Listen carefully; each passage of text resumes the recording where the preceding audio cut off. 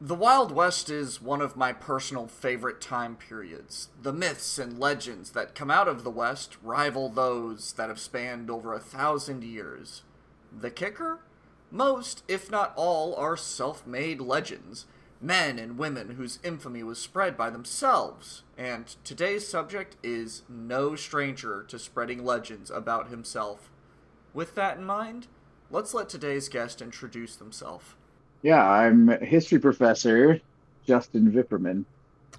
Yeah, and you've brought a really entertaining story to us today. So tell me a little bit about when you first heard this story, this myth of this legendary outlaw, Diamondfield Jack. Yeah, Diamondfield Jack is one of my favorite stories. Especially it's an American West story, but I think it's just an Idaho story. The first time I heard it, my dad and family, my family, but my dad had taken us up to the Diamondfield Jack uh, recreation area, which is above Twin Falls in the South Hills.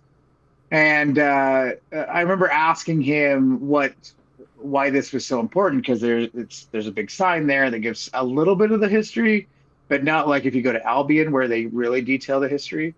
But they give you some history. And my dad, I remember my dad telling me that he had killed Diamondfield Jack had killed two sheepmen, and then here was this recreation area, and I thought, well, that at the time I did not think anything of it. I think back now to why didn't I ask the question, why are we honoring this supposed alleged murderer, right? But there we are. That's the American West for you. That is like core American West. It's also just American to kind of Yeah, heroize the very obvious villains of stories, as yeah, American as apple pie. yep, Um, so who is Diamondfield Jack? Who is this guy? yeah.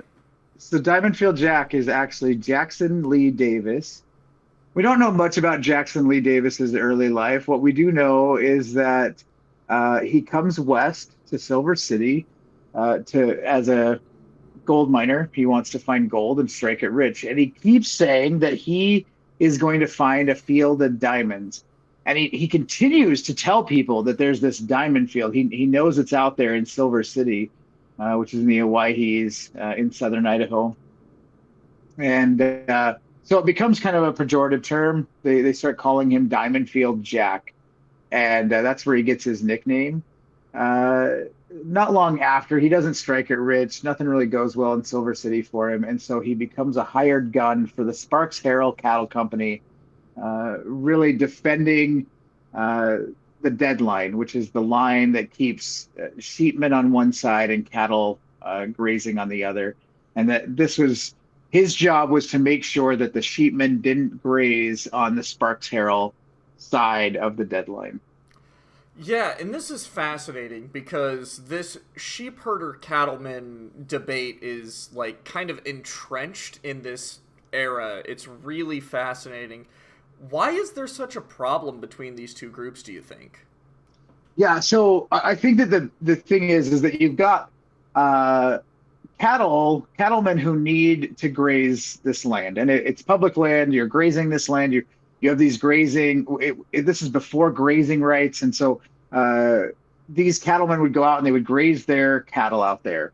They would say that the sheep were eating a lot of the grass as well, and so they're just butting up against each other, the sheepmen and the cattlemen, against grazing really anywhere in the West. But it comes to a head in southern Idaho, and this is going to wind up resulting in these several different deaths that take place during this time period, but then really turn to legislation that's going to make it so that uh, you have grazing rights and the way in which you can graze your animals. And there's different iterations that take place. At one point, it's like you can't graze within a mile of each other, and then a guy out in Oakley dies because he was grazing his sheep too close to the cattlemen. In this case, we're talking that uh, the deadline becomes that line. And so that deadline runs over the South Hills, and the cattlemen are supposed to be on the west side of the deadline, and the sheep herders are supposed to be on the east side of the deadline, and then you get these companies that hire gunmen to patrol that deadline and make sure that sheepmen are only on the east side of that line, unless you are a taxpayer. If you are a taxpayer, that's your public land, and you can graze your sheep or cattle there, depending on whatever it is that you do. Yeah, and this is kind of interesting because this story has a lot of moving parts to it and a lot of really interesting characters.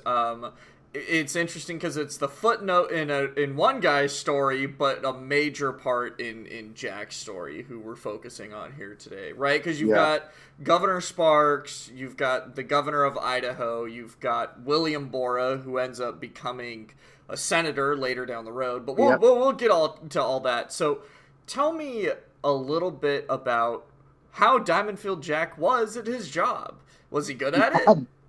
Diamondfield, I would argue that Diamondfield Jack is very successful as a hired gun. Like most outlaws of the time, and I use that term probably loosely as a historian, rather than he wasn't necessarily an outlaw, but rather he considered himself this like gunman, very tough on the range, out in the American West, and he's fairly successful. He's kind of this like he's got quite a bit of bravado, and as he runs the deadline, he will like walk into sheep camps, cause trouble, get them to move. He fires off into one sheep camp, wounding a sheep herder in that camp. Really, the biggest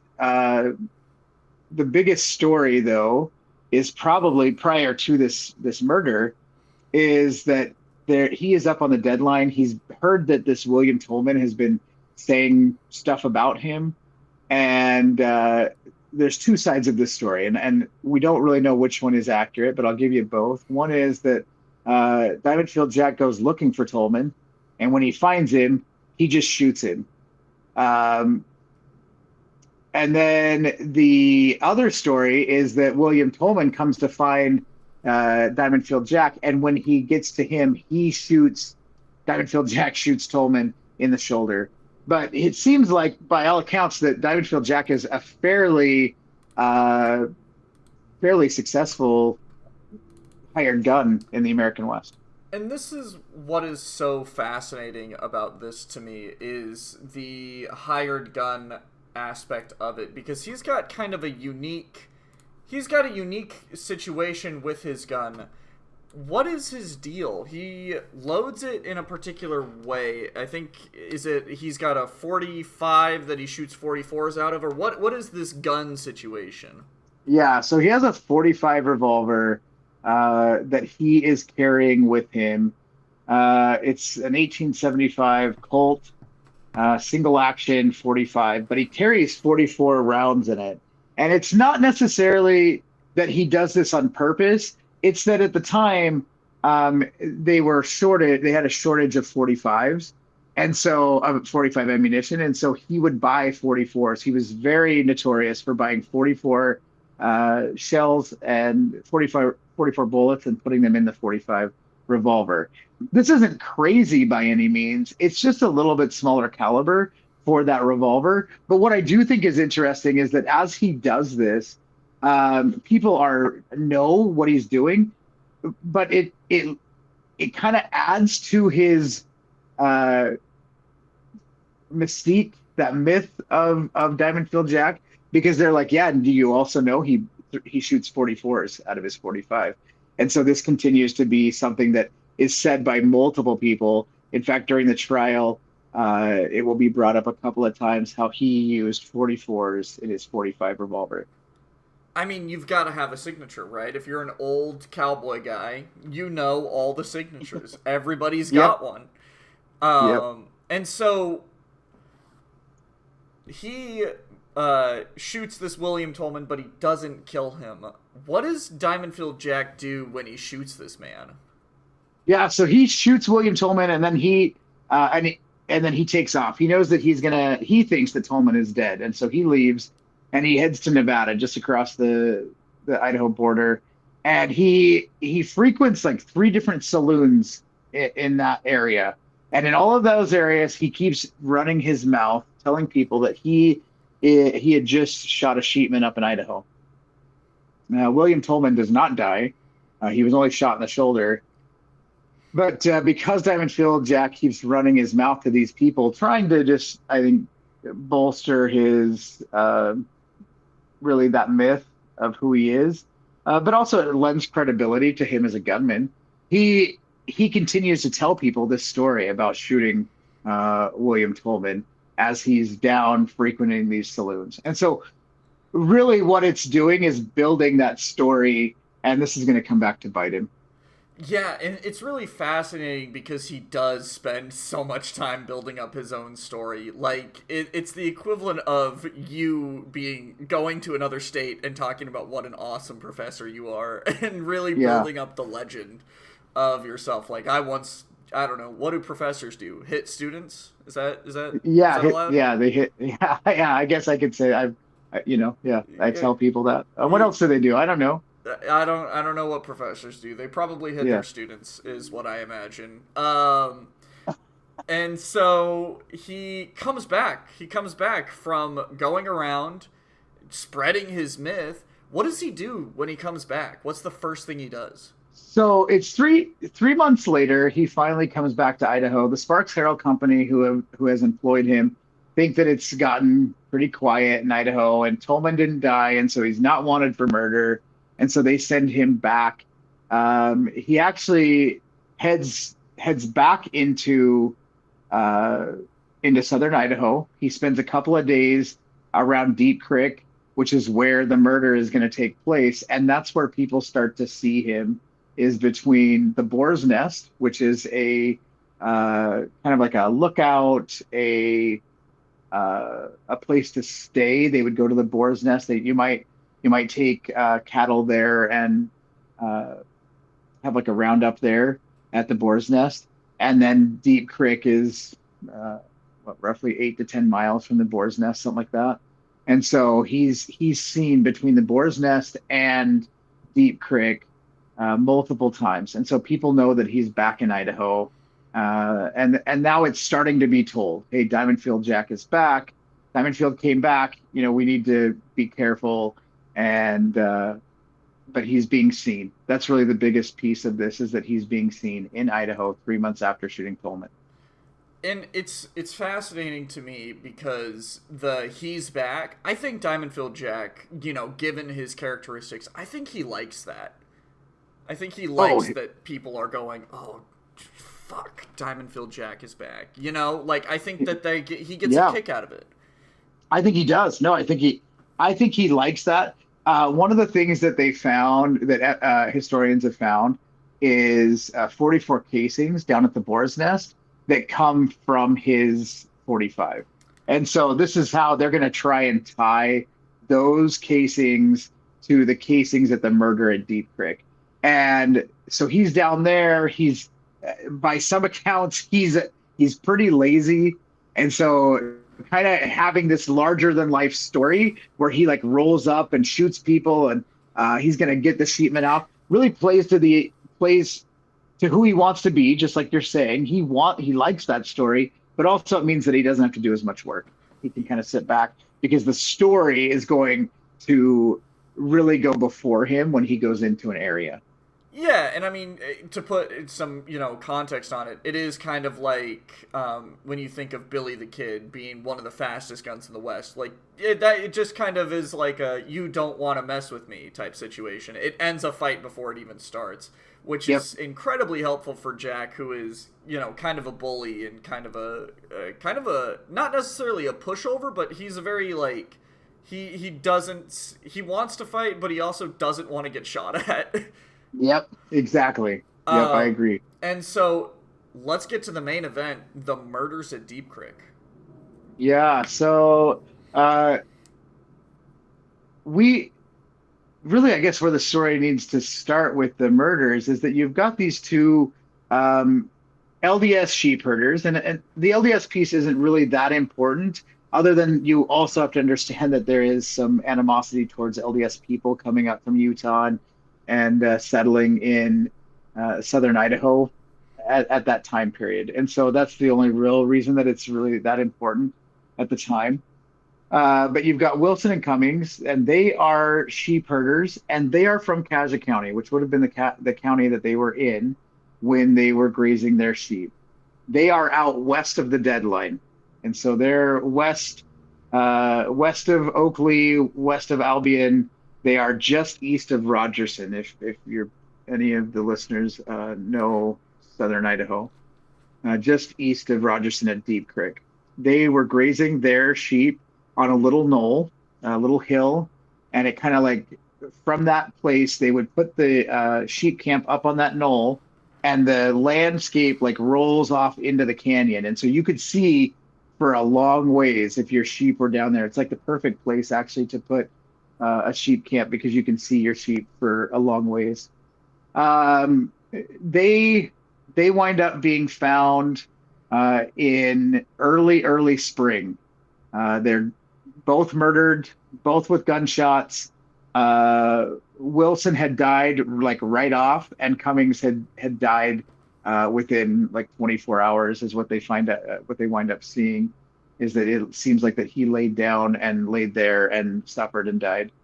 And immediately, people turned to this was Diamondfield Jack, and this is where the story of him shooting Tolman comes back to bite him, because he'd been telling everybody in Nevada that he had shot this sheepman.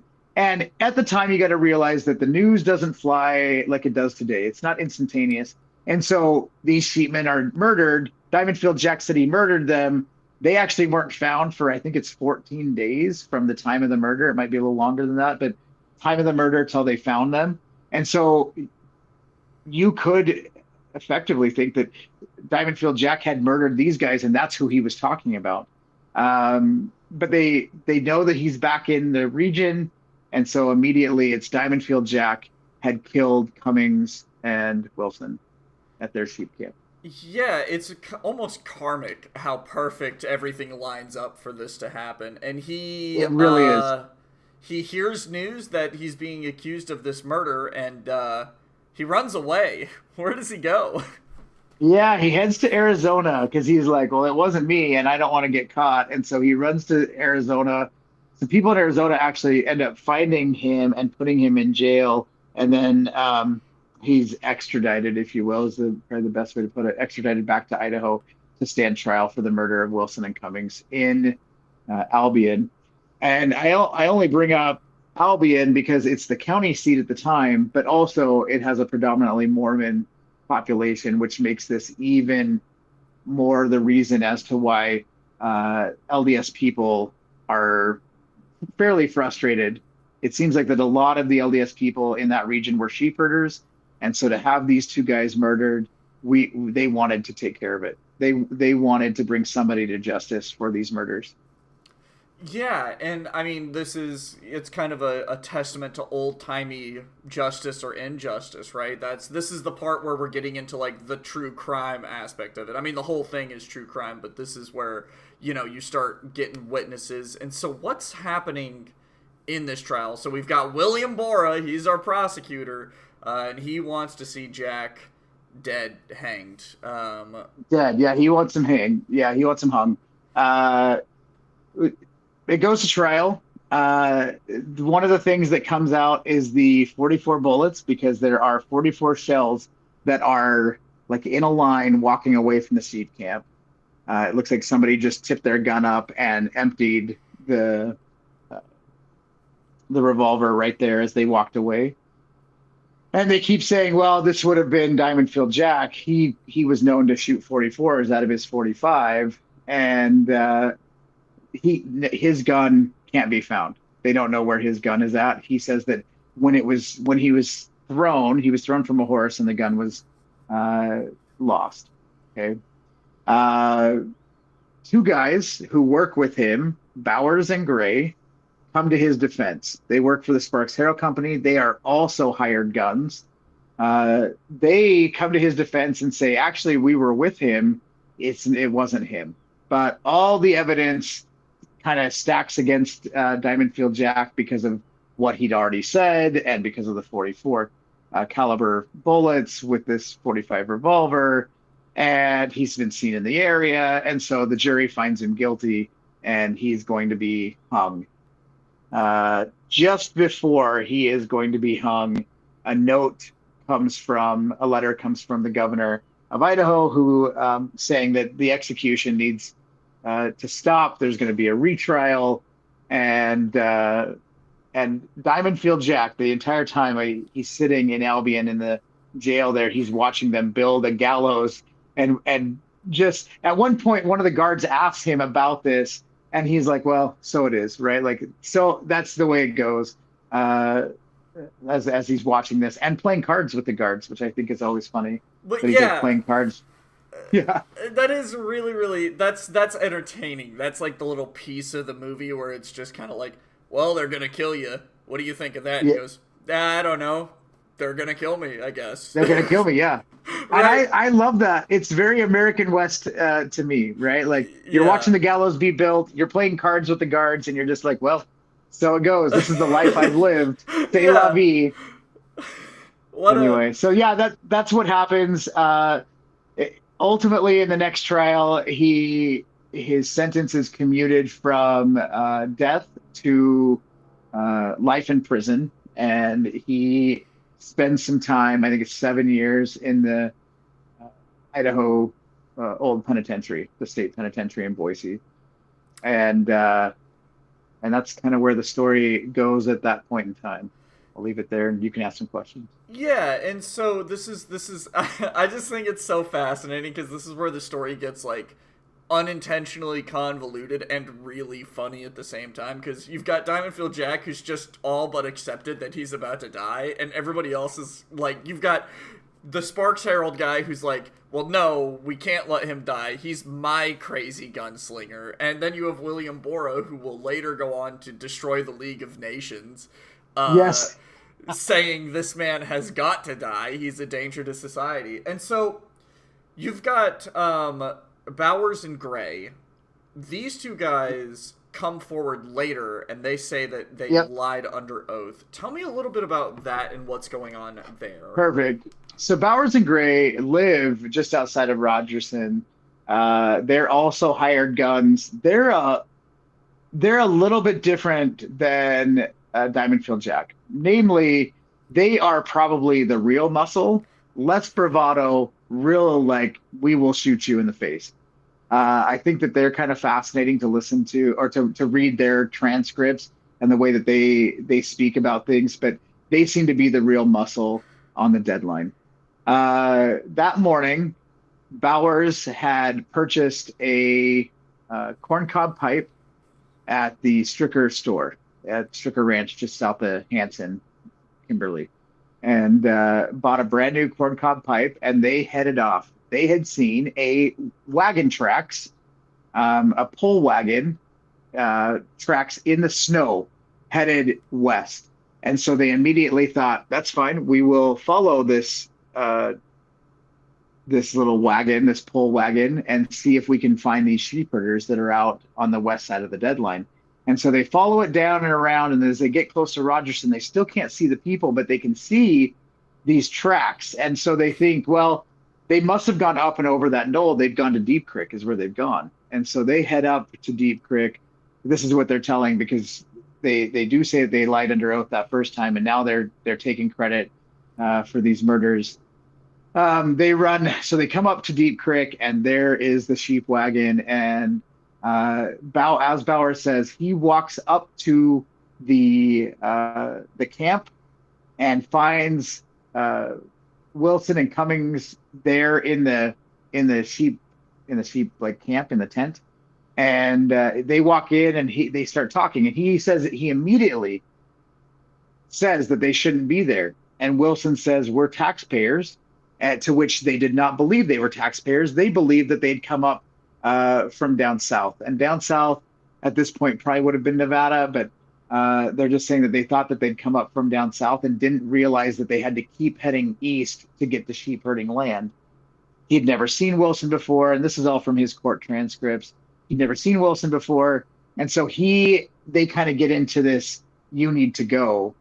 And Wilson keeps saying, nope, I'm a taxpayer, and I'll graze my sheep where I pay taxes. And Bowers kind of gets physical with him And next thing you know, they're in a fight. And Wilson puts his hands around Bauer's neck and shoves him out the end of the sheep wagon. And Bowers kind of gets bent back over the backwards over the railing and can't find his gun. He's like reaching for his gun, can't find it. And as soon as he does, he like fires from his hip. And he believes in his testimony, he says, I believe that I didn't shoot him at that point. I just heard the gun go off and then pulled it up and shot a second time. And immediately there was blood. And he said, I thought that I was shot. But come to find out, he had shot Wilson right under the chin, probably killing him almost immediately. And the blood was Wilson's. In the meantime, you have Gray, who testifies that he had seen Bowers buy the corncob pipe earlier that morning, and that they'd gone out and followed this little short wagon out to the sheep camp.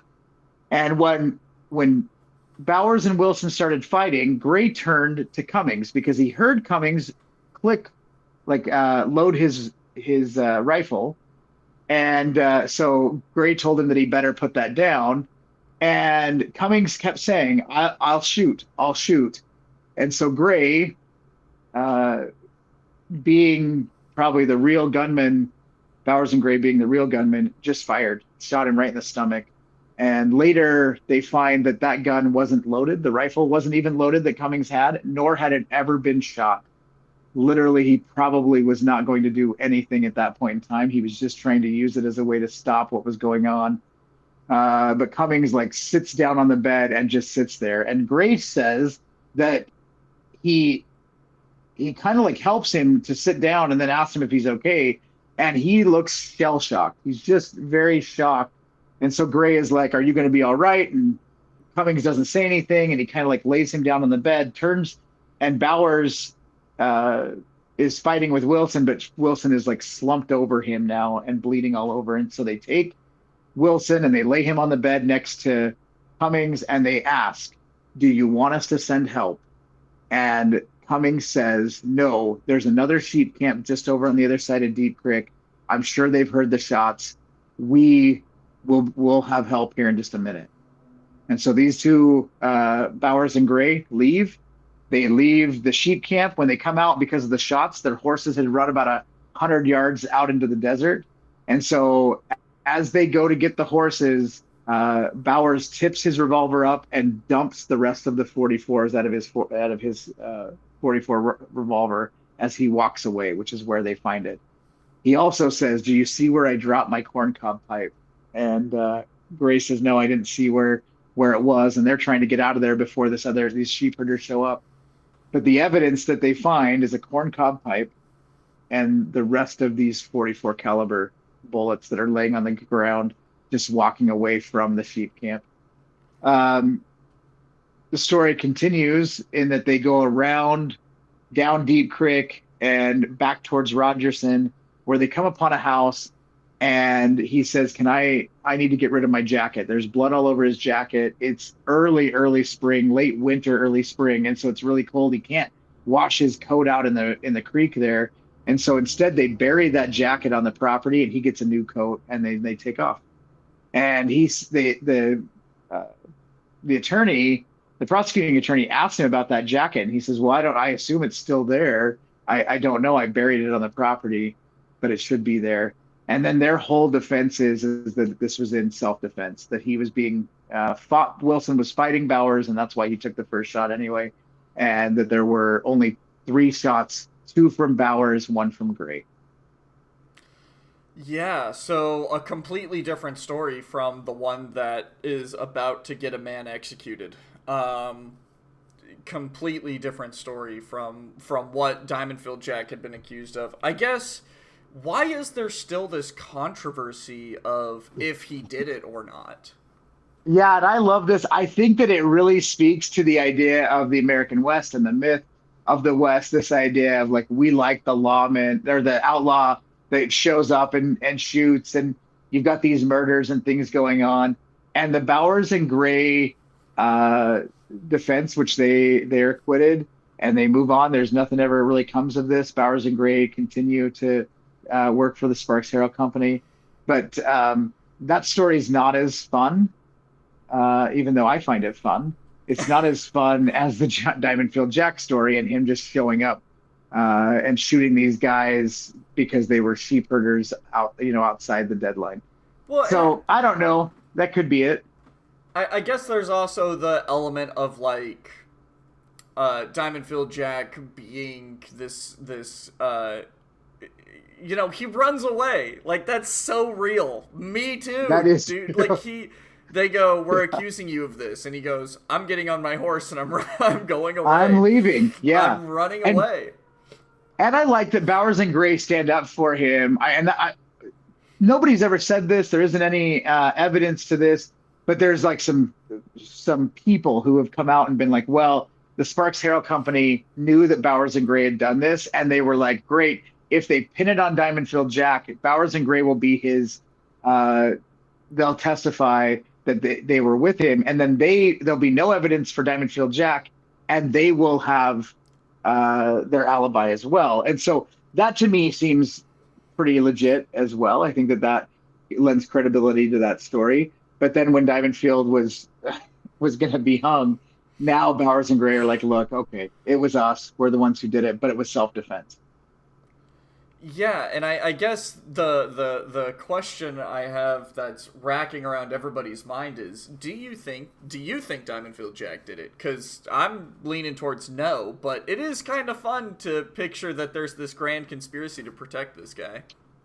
Oh, look, I love this story. I love it. I think it's so much fun. I think it is part of that myth of the West, and watching these outlaws and these gunmen, these hired guns, do this thing. And I don't know. I don't know, and I don't believe that there's enough evidence for us to say that Bowers and Gray really did this, or if after a few weeks of testimony they were like, look, we can put this story together and Diamondfield Jack could get off. I don't know that I can say one or the other. I like the Diamondfield Jack story and him being the murderer. I also think that there's credibility for Bowers and Gray going in and doing it, and it seems more plausible to me that Bowers and Gray were the two killers in this sense. Yeah, and I guess it's fascinating to me because this upset William Borah to a significant degree, the prosecutor. What is his reaction to all of this? Ooh.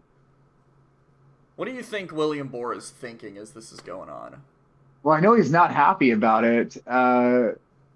He's not happy because he really thought that he had done a good job of demonstrating that Diamondfield Jack had done this. But I don't know, Justin. Do you? Maybe you could tell us. I wish I could tell you more about William Borah, but I know that he later becomes a senator and destroys the League of Nations. Like, that's his big thing. So it's kind of fun that this guy shows up Yeah. here and then is later a massive influence on American foreign policy. Like, that's kind of fun. And I No, that think is fun. that's the whole, like, piece of this story, right? You've got all these people bringing this one story together for just like what seems to be a big misunderstanding.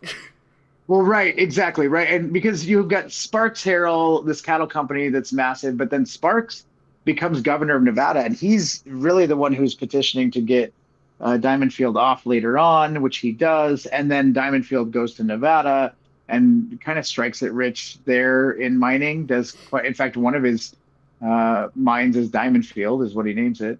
And so it is kind of this crazy story of these guys who are kind of nobodies at the time that then become somebody later on, right? Which is kind of fun. Yeah, and so Diamondfield Jack, after getting out of jail, heads on down into Nevada where he strikes it rich. He does strike it rich on several different mining claims and really mining businesses that he takes care of, which is kind of crazy. That's what he wanted to do the whole time anyway. He just couldn't make it work in Idaho. Yeah, this story has a significant overlap with many Western stories, which is Diamondfield Jack around the turn of the century gets hit and killed by a Model T, right? Is that right? Yes. Yeah, he steps off the curb and gets hit. Like all good outlaws in the American West get hit by the automobile once they come about, and there's more of them in the West. He does die by getting hit by a car. I think that's crazy. in all of these gunfights early on and then gets hit by a car. But so kind of fascinating. And he's not the only one that this happens to, but I just think that it it's such a crazy story, and you just think, wow, look, you made it, and then you get hit by a car. Yeah, it's unfortunate, truly, for for Jack there. Like, he's like, I made it all the way to the end, guys, and then he gets hit by a Model T. Um, Exactly. what do you think is the, like, core theme throughout Diamondfield Jack's story? Because I think there's a really good theme of, like, just don't be a bully and an idiot, and you will not end up in a situation where you're gonna be hung for a misunderstanding. Yeah, I'll tell you, it does seem to be kind of a story of follies, right? Like it just continues to happen where he happens to say the wrong thing. He's in the wrong place at the wrong time. Like all of these things kind of happen at the same time. The 44s, 44 caliber bullets, over and over. It seems like that he has done the wrong thing leading up to it, which then uh, leads to him almost being hung.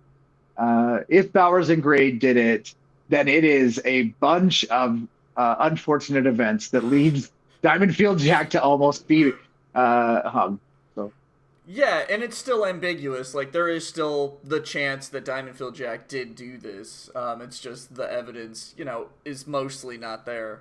Um, yeah, and I do think, I mean, there's some talk about potentially going down to the property down there and maybe doing uh, some ground penetrating radar and seeing if the coat is there. That would really like that. I think that'd be the nail in the coffin to the Bowers and Gray story because that's the only place that we've heard that. Max Black, who wrote a book on Diamondfield Jack, who passed away a couple years ago, but um, he says that they washed their coats out of blood in the creek. But the problem is that when you look at it there's not a chance that that even would have been feasible in the time. It would have been too cold for them to get down and do that. There wouldn't have been a lot of water even at that point in time. And so, due to the snow and the ice and everything that's going on. And so it makes more sense in the testimony that the Bowers and Gray give that they buried that coat. And so but I mean, we're currently working through if we can get out on that land and do some ground penetrating radar and use some of the stuff that CSI, the College of Southern Idaho, has to maybe find out if that jacket is even there. yeah, and if that jacket is there, then you guys are closing out a century-old mystery. I know, which I don't really want to do, but I also am a historian and want to know the real story. And so it's kind of this like, man, I don't want to lose the story because Diamondfield Jack, that story is so much fun, and that's the story that you want to tell. Telling the other story is still cool. Don't get me wrong, I like that story too, but having your hired gun shoot sheepmen just for the heck of it, now that's a Wild West story. That is a Wild West story. Justin, thank you so much for your time. One final thing. Where do you think the story goes from here for Diamondfield Jack? You get out there, you do some ground penetrating radar, and what do you think happens next for this story? I don't know, maybe Diamondfield Jack is exonerated and we can figure out that he didn't do it, but I still think that that story is going to persist because it's been one that's been going on for so long and so many people like it. And it doesn't matter what we find. Max Black found what he believes to be Diamondfield Jack's revolver.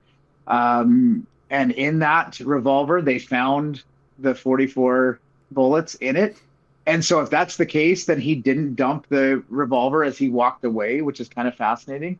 And so I think that ultimately finding the jacket may exonerate Diamondfield Jack, but it's just going to bring up more myth and more reason as to why it should be Diamondfield and not Bowers and Gray because he's the anti-hero here, right? He's the one that we all want. He's the one that we wanted to continue telling the story about, not Bowers and Gray.